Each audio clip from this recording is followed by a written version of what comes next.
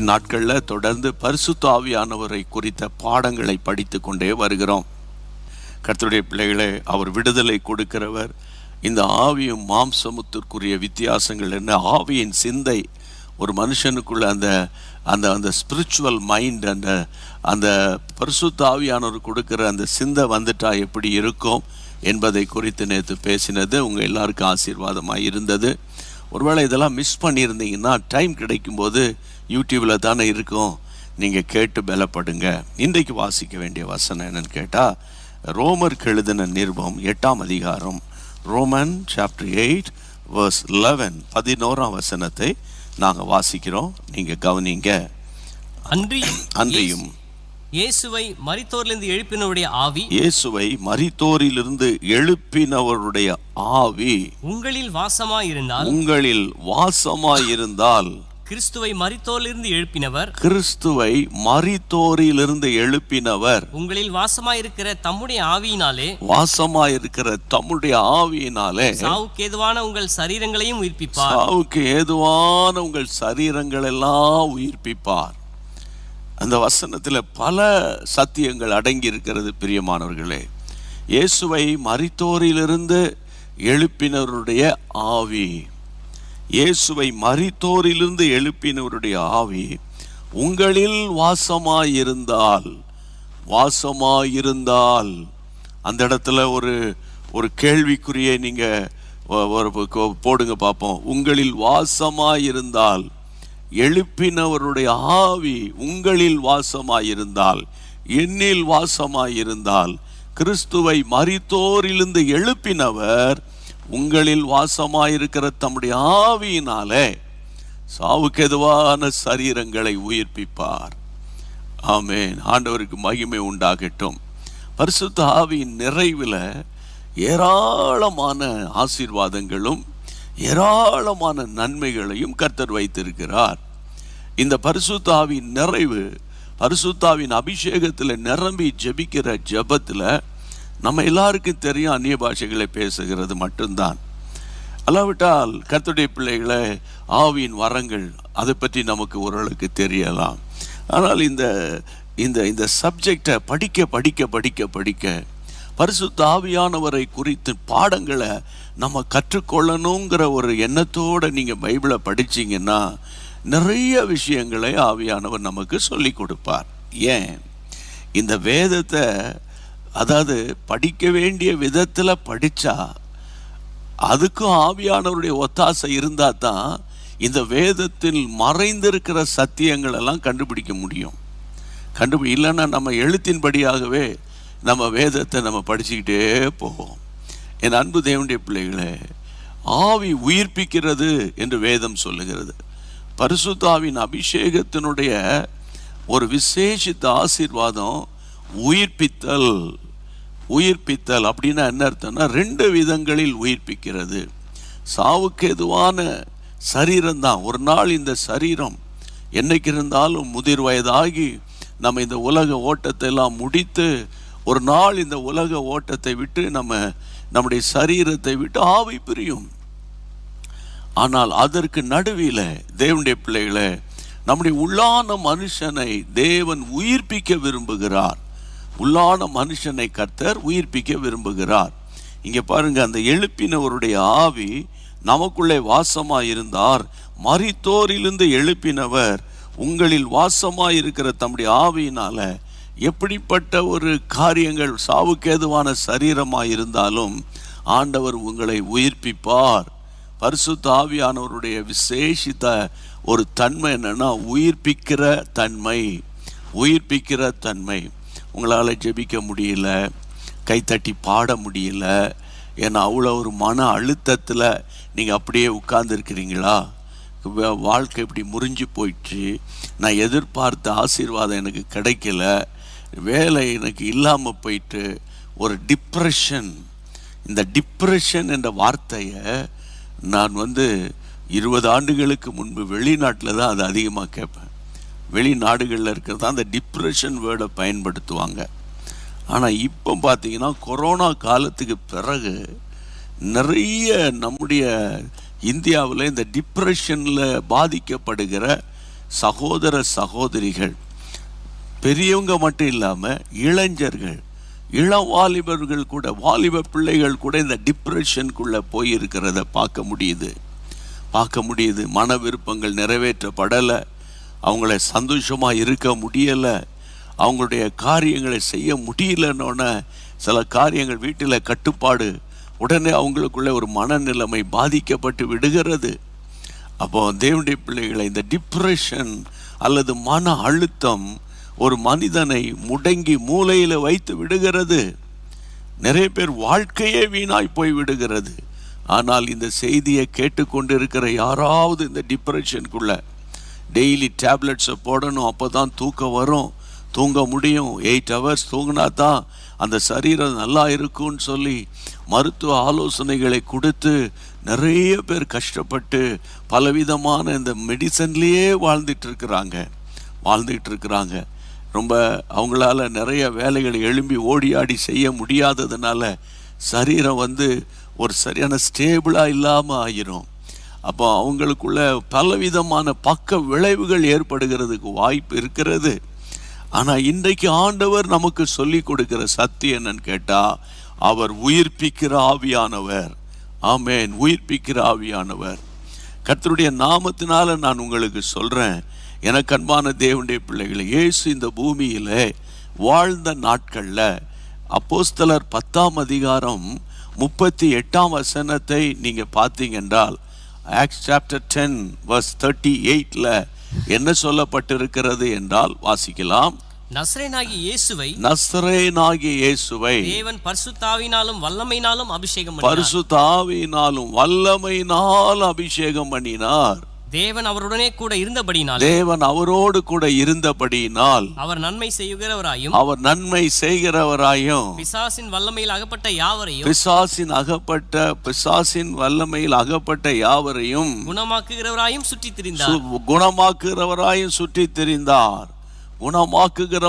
சுற்றித் திரிந்தார். இயேசுவின் மேல அளவில்லாத அபிஷேகம் இருந்தது. அந்த 10:38 இயேசு ராஜாவின் முழு ஊழியத்தை குறித்து அங்கே எழுதப்பட்டிருக்கிறது. இயேசு ராஜாவின் மேல அளவில்லாத அபிஷேகம் இருந்ததுனால அப்போஸ்தலர் 10ஆம் அதிகாரம் 38ஆம் வசனத்தில் அந்த வசனத்தை நீங்க பாருங்க. வல்லமையினால் அபிஷேகம் பண்ணி இருந்ததுனால தேவன் அவரோடு கூட இருந்தார். அபிஷேகம் உங்களோடு கூட இருக்குமானால் தேவன் உங்களோடு கூட இருப்பார். அவர் நன்மை செய்கிறவராயும் பிசாசின் வல்லமையில் அகப்பட்ட யாவரையும் குணமாக்குகிற இயேசப்பாவாக, குணமாக்குகிற தெய்வமாக சுற்றித் திரிந்தார். காரணம், கர்த்தருடைய பிள்ளைகளை, சோர்ந்து போனவர்களை, தள்ளாடுகிறவர்களை, பலவீனமானவர்களை கர்த்தர் உயிர்ப்பித்தார். கையை உயர்த்தி ஸ்தோத்திரம் பண்ணுங்க. எனக்கு அன்பான தேவனுடைய பிள்ளைகளை, உயிர் மீட்சி என்பது 2 விதங்களில் உண்டு. ஒன்று, சரீர பிரகாரமாக மரித்து போனவர்களை தேவன் உயிர்ப்பிக்கிறார். மரித்தவர்களை இயேசு உயிர்ப்பித்திருக்கிறார். ஆமென். ஜீவன் போன எத்தனை பேரை தேவன் உயிர்ப்பித்திருக்கிறார். உதாரணமாக பாருங்கள், மார்க் எழுதின சுவிசேஷம் 5ஆம் அதிகாரம் 35ஆம் வசனத்தை வாசிக்கலாம். மார்க் 5:35. அவர் இப்படி பேசிக் கொண்டிருக்கையில் ஜெபஆலய தலைவனுடைய வீட்டிலிருந்து சிலர் வந்து உம்முடைய குமாரத்தி மரித்து போனாள், நீ ஏன் போதகரை வருத்தப்படுத்துகிறீர் என்று சொன்னார்கள். அவர்கள் சொன்ன வார்த்தையை இயேசு கேட்டபோது ஜெபஆலய தலைவனை நோக்கி பயப்படாதே, விசுவாசம் உள்ளவனாய் இரு என்று சொல்லி வேதம் சொல்லுகிறது. அவனோடு கூட போய் இயேசு அங்க போனார்.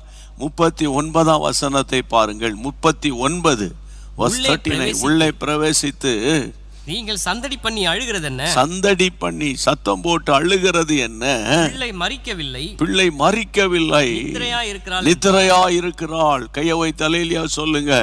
பிள்ளை மரிக்கவில்லை, நித்திரையா இருக்கிறாள் என்று இயேசு சொல்லி, அடுத்த வசனத்தில் கர்த்தருடைய பிள்ளைகளே வேதம் சொல்லுகிறது.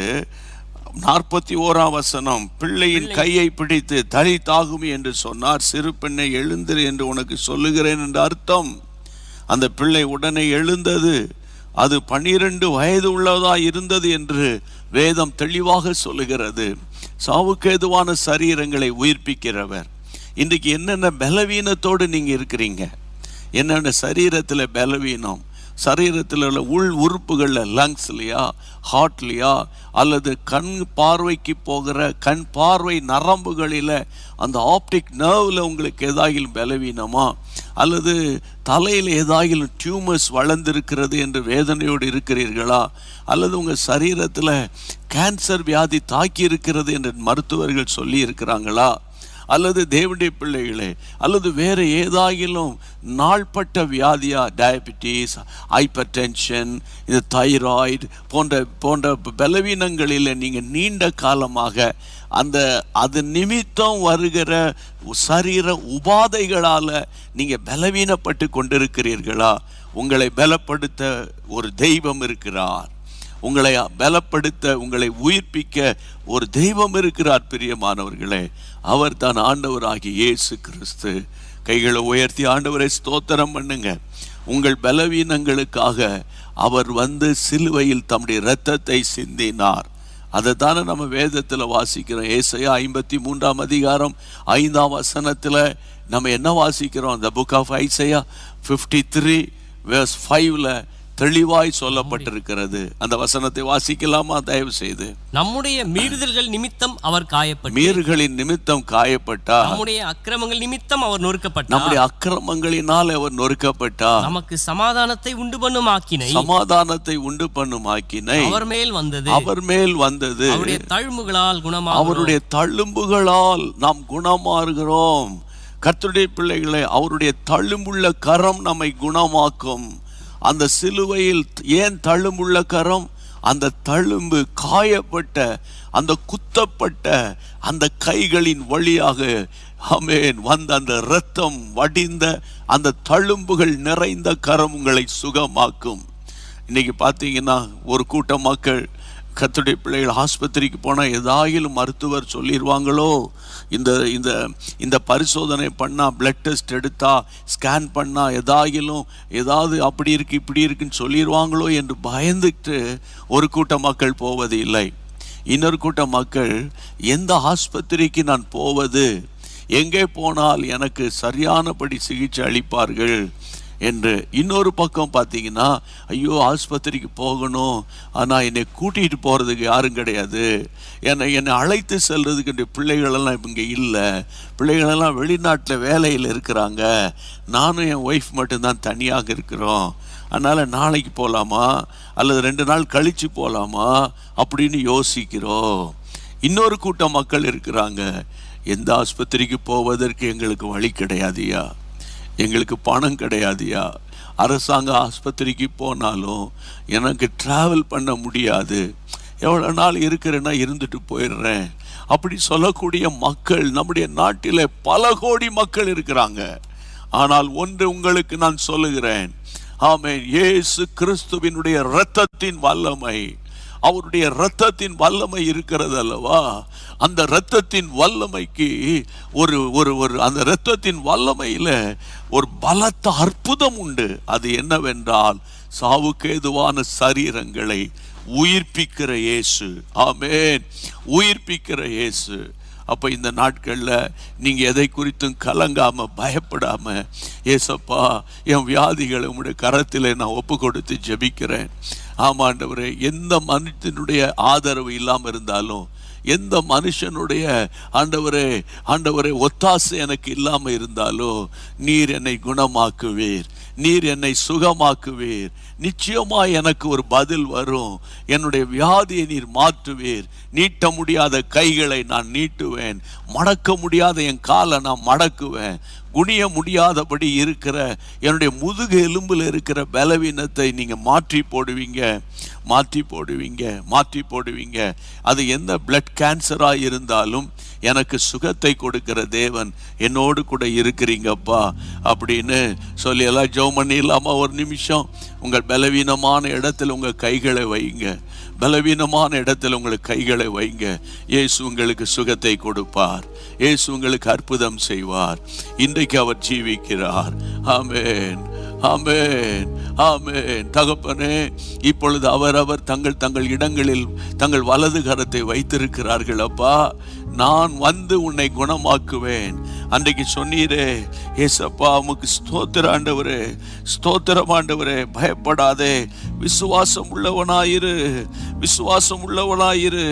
ஆமென். கர்த்தாவே, உமக்கு ஸ்தோத்திரம் ஆண்டவரே, ஸ்தோத்திரம் ஆண்டவரே, ஸ்தோத்திரம் ஆண்டவரே. நான் வந்து குணமாக்குவேன் சொன்னவர், நான் வந்து குணமாக்குவேன் என்று சொன்னவர், இப்பொழுது யார் யார் தங்கள் வலது கரத்தை ஆண்டவரை எந்தெந்த சரீர உறுப்புகளின் மேல, ஒருவேளை மார்பகத்தில் இருக்கிற கட்டிகளின் மேல, அல்லது வயிற்றுக்குள் இருக்கிற கட்டிகள், அல்லது கர்ப்பப்பையில் இருக்கிற கட்டிகள், அல்லது தலையில் இருக்கிற கட்டிகள், எந்தெந்த இடத்துல பலவீனங்கள் இருக்கிறதோ, ஆமா ஆண்டவரே, சிறுநீரக கோளாறுகள் ஆண்டவரே, ஆண்டவரே, அதிகமான பலவீனங்கள் சிறுநீரகத்தில் வந்துவிட்டது. சர்க்கரை வியாதி நிமித்தம், இரத்த கொதிப்பு வியாதி நிமித்தம் என்னுடைய சிறுநீரகம் பாதிக்கப்பட்டிருக்கிறது ஆண்டவர் என்று யார் யாரெல்லாம் ஜெபிக்கிறாங்களோ அவர்களுக்குள்ளே என் ஆண்டவருடைய வல்லமை இறங்கி வருவதாக. இயேசு கிறிஸ்துவின் அதிகாரம் உள்ள நாமத்தில் உம்முடைய சுகம் உண்டாவதாக, சுகம் உண்டாவதாக. இயேசுவின் நாமத்தில் நான் ஜெபிக்கிறேன் அப்பா. சுகத்தை கொடுக்கிற கர்த்தர் உம்முடைய பிள்ளைகளுக்கு சுகத்தை கொடுத்தபடியால் ஆமென். கரம் தட்டி, ஏசப்பா, நீங்க தானப்பா எங்க பரிகாரி, எங்களுக்கு சுகத்தை கொடுத்துட்டீங்க. கரம் தட்டி நல்ல வாயை திறந்து ஸ்தோத்திரம் பண்ணிருங்க. ஆமென். Thank you. பலவீன நேரங்கள் ஆமென். Thank you. கிருபை தந்தீரையா. இந்த பலவீன நேரங்களில் கிருபை தந்தீரையா. இயேசு ராஜா என் பலனானி, எதற்கும் பயமில்லையே. ஆமென். இயேசு ராஜா என் பலனானி, எதற்கும் பயமில்லையே. ஆராதனை உமக்கே, ஆராதனை உமக்கே, ஆராதனை உமக்கே, ஆராதனை உமக்கே, ஆராதனை உமக்கே, ஆராதனை உமக்கே, ஆராதனை உமக்கே, எங்கள் ஆராதனை உமக்கே. ஆமென். அவருடைய உயிர்த்தெழுந்த வல்லமை, அவருடைய உயிர் மீட்சி, சாவுக்கேதுவான சரீரங்களை உயிர்ப்பிக்கிற ஒரு வல்லமை. அடுத்தது இன்னொரு விதமான ஒரு உயிர் மீட்சி இருக்கு. அது ஆவிக்குரிய ஒரு உயிர் மீட்சி. கர்த்தருடைய பிள்ளைகளே, அதற்கு உங்களுக்கு 2 வசனங்களை நான் வேகமாக எடுத்து காண்பிக்கிறேன். சரியா? அதை பார்த்துட்டு நம்ம சீக்கிரம் முடிக்கலாம். எபேசியருக்கு எழுதின நிருபம், அப்போஸ்தலனாகிய பவுல் எபேசியருக்கு எழுதின நிருபம் 2ஆம் அதிகாரம் 5ஆம் வசனம் என்ன சொல்லுகிறது பாருங்கள். எபேசியர், அக்கிரமங்களில் மரித்தவர்களாக இருந்த நம்மை கிறிஸ்துவுடனே கூட உயிர்ப்பித்தார், கிறிஸ்துவோடு கூட உயிர்ப்பித்தார். கிருபையினாலே ரட்சிக்கப்பட்டீர்கள். கிருபையினாலே ரட்சிக்கப்பட்டீங்க. இப்ப எல்லாரும் சொல்றாங்கல்ல, நான் ரட்சிக்கப்பட்டுட்டேன், I am born again Christian, கர்த்தர் எனக்கு ரட்சிப்பை தந்தார், எனக்கு அந்த சால்வேஷன் எக்ஸ்பீரியன்ஸ் இருக்கு அப்படின்னு ஒரு கூட்டம் மக்கள் சொல்றாங்க. ஆனால் அநேக கிறிஸ்தவங்களுக்கு இதை பற்றி, அது என்ன ரட்சிப்பு, எங்கள் அம்மா அப்பா கிறிஸ்தவங்க, எங்கள் தாத்தா பாட்டி அம்மா கிறிஸ்தவங்க, நாங்கள் கிறிஸ்தவங்க அப்படின்னு சொல்கிறாங்க. ஆனால் இந்த வசனம் என்ன சொல்லுகிறது? அக்கிரமங்களினாலும் அக்கிரமங்களில் மரித்தவர்கள் அப்படின்னா என்ன அர்த்தம்னா, கர்த்தருடைய பிள்ளைகளை பாவத்திலே மரித்து போயிட்டாங்க. அந்த ஆத்துமா மழுங்கி போயிட்டு குடிச்சு சில இந்த குடிகாரர்களுக்கு குடிக்காமல் இருக்க முடியாதுன்றாங்க இல்லையா, ஸ்மோக் பண்ணி அந்த அந்த செயின் ஸ்மோக்கர் ஆயிடுறாங்கல்ல, அந்த அந்த அந்த ஆத்துமா செத்து போயிடுது. தாங்கள் செய்கிறது தான் சரி, தாங்கள் பேசுறது தான் சரின்ற எண்ணத்துக்கு வந்துடுறாங்கல்ல. அது அக்கிரமங்களில் மரித்து போயிருந்த மக்களையும் இயேசு என்ன செய்கிறார்? மரித்தவர்களாக இருந்த நம்மை கிறிஸ்துவோடு கூட உயிர்ப்பித்தார். எப்படி கிறிஸ்து 3ஆம் நாள் உயிரோடு கூட எழுந்தாரோ, அதே உயிர் தெழுந்த வல்லமையை இந்த பாவத்தில் இருக்கிறவர்களுக்கு ஆண்டவர் கொடுக்கிறார். உடனே அவர்களுக்குள்ளே ஒரு உயிர் மீட்சியை கர்த்தர் தருகிறார். கொலோசியர் 2ஆம் அதிகாரம், கொலோசியருக்கு எழுதின நிருபம் 2ஆம் அதிகாரம் 13ஆம் வசனத்தை வாசிக்கலாம். உங்கள் பாவங்களினாலேயும் உங்கள் பாவங்களினாலேயும் உங்கள் மாம்ச விருத்த சேதனம் இல்லாமையினாலேயும் மரித்தவர்களாயிருந்த உங்களையும் அவரோடு கூட உயிர்ப்பித்து அக்கிரமங்கள் எல்லாவற்றையும் உங்களுக்கு மன்னித்து அக்கிரமங்கள் எல்லாம் மன்னித்து நமக்கு எதிரடையாகவும் வாசிங்க கட்டளைகளால் நமக்கு விரோதமாகவும் இருந்த கையெழுத்தை குலைத்து அதை நடுவிலிராதபடிக்கு எடுத்து சிலுவையின் மேல் சிலுவையில் ஆணி அடித்து துரைத்தனங்களையும் அதிகாரங்களையும் உரிந்து கொண்டு வெளியரங்கமான கோலமாக்கி அவைகளின் மேல் சிலுவையில் வெற்றி சிறந்தார். அக்கிரமங்களினாலும் பாவங்களிலும் இருந்த மரித்த நம்மை தேவன் உயிர்ப்பிக்கிற தேவன். ஐயோ, எனக்கு இந்த பாவத்தை என்னால் விட முடியலையே, இந்த ஸ்மோக்கிங்கை விட முடியலையே, இந்த சாராயத்தை விட முடியலையே, என்னால் இந்த கெட்ட வார்த்தையை விட முடியலையே, இந்த கோபத்தை விட முடியலையே, இது மற்றவங்களை காசிப் பண்ணுகிறத என்னால் நிறுத்த முடியலையே, நான் தான் சரி மற்றவங்களாம் தப்பு அப்படிங்கிற ஒரு மேட்டிமையான எண்ணம் இருக்கு, என்னால் விட முடியலையே, நான் உண்மையிலே நான் செய்கிறது தப்புன்னு எனக்கு தெரியும், கள்ளக்கணக்கு எழுதுறேன், பொய் சொல்கிறேன், மற்றவங்களுக்கு விரோதமாக பயங்கரமாக நான் பேசிக்கிட்டு இருக்கிறேன், இப்படிப்பட்ட காரியங்களில் ஒருவர் சிக்கி இருந்தால் அக்கிரமங்களில் மரித்திருக்கிறவர்களுக்கு சமம். ஆனால் வேதம் சொல்லுகிறது, ஒரு காலத்தில் அக்கிரமங்களினாலும் பாவங்களில் மரித்திருந்த நம்மை உங்களை தேவன் உயிர்ப்பித்தது போல இதுவரைக்கும் உயிர் மீட்சி அடையாத மக்களை தேவன் உயிர்ப்பிக்க விரும்புகிறார். ஆமேன். அதுக்கு பேர் தான் ரட்சிப்பின் சந்தோஷம். அதற்காகத்தான் ரட்சிக்கப்பட்ட உடனே பேப்டிசம் எடுக்கணும். நம்முடைய பாவ சரீரத்தை தண்ணீருக்குள்ள அடக்கம் பண்ணணும். அந்த தண்ணீரிலிருந்து நம்ம வெளியே வரும்போது இயேசுவின் உயிர்த்தெழுதலுக்கு அது அடையாளமாக இருக்கிறது என்று ரோமன் சாப்டர் 6 நம்ம வாசிக்கிறோம். அப்போ இந்த நாட்களில் கர்த்தருடைய பிள்ளைகளை ஆவிக்குரிய உயிர் மீட்சி நமக்கு வேணும், ஆவிக்குரிய எழுப்புதல் உங்கள் வீட்டுக்கு வேணும், சரீர பிரகாரமான உயிர் மீட்சி உங்கள் சரீரத்துக்கு வேணும். ஆனால் ஆவிக்குரிய உயிர் மீட்சி இந்த பூமியிலே நமக்கு ஒரு சந்தோஷத்தை கர்த்தர் கொடுப்பார், நம்மை பரலோகத்துக்கு பாக்கியவான்களாய் மாற்றுவார். எவ்வளோ பெரிய ஒரு சந்தோஷம்!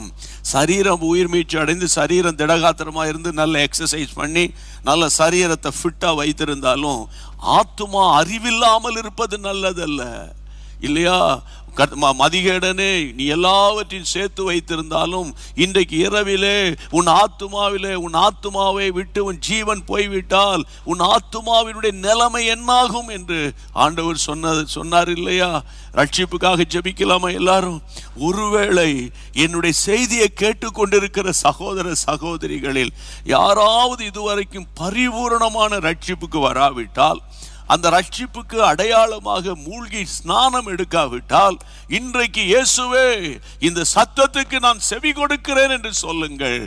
ஏனென்றால் நாளைய தினம் உங்களுடைய நாளோ என்னுடைய நாளோ கிடையாது. நாளைய தினம் என்று சொல்வதை விட அடுத்த மணி நேரம் உங்களுடைய நேரம் என்னுடைய நேரம் கிடையாது, இல்லையா? ஜெபமணி ரோமா, இயேசுவே, எல்லாரும் கரங்களை உயர்த்தி சொல்லுங்க, இயேசுவே, நான் முழுமையான ரட்சிப்புக்கு நான் ஒப்பு கொடுக்கிறேன்.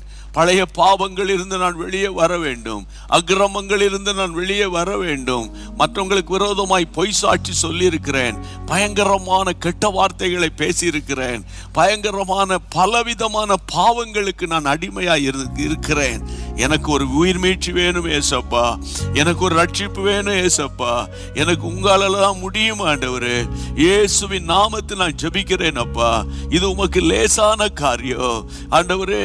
இப்பொழுதும் ஆண்டவரே உம்முடைய சத்தத்துக்கு செவி கொடுக்கிற ஆண்டவரே, யார் யாரெல்லாம் கரங்களை உயர்த்தி ஜெபிக்கிறாங்களோ அவர்களுக்கு கர்த்தர் மனம் இறங்கும்படி உம்முடைய நாமத்தினாலே ஜெபம் பண்ணுகிறேன் ராஜா. இயேசுவே, சிலுவையில் சிந்தின ரத்தம் இன்றைக்கு 140 கோடி மக்களை ரட்சிக்கும்படி நாங்கள் ஜெபிக்கிறோம் ஆண்டவரே.